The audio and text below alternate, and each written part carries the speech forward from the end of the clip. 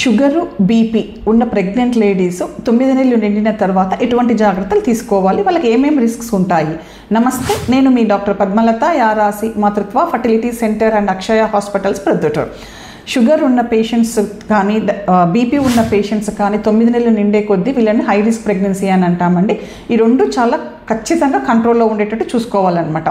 Sugar కానీ కంట్రోల్లో లేకపోతే బేబీ సడన్గా పొట్ట లోపల చనిపోయే అవకాశం ఉంటుందన్నమాట. దీన్ని ఇంట్రా యూటరైన్ డెత్ అని పిలుస్తామన్నమాట.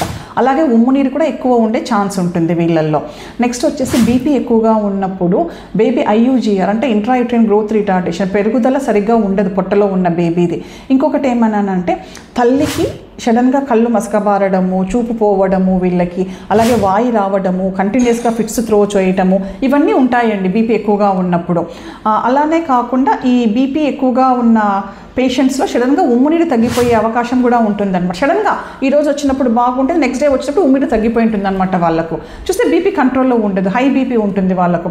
సో ప్రెగ్నెంట్ లేడీస్ అందరూ కూడా నెలలు నిండే కొద్దీ బీపీ షుగర్ ఏదన్నా వాళ్ళకు ముందు డయాగ్నోస్ అయితే చాలా జాగ్రత్తగా చూసుకొని వాటిని కంట్రోల్లో ఉండేటట్లు చూసుకోవాలండి. Thank you.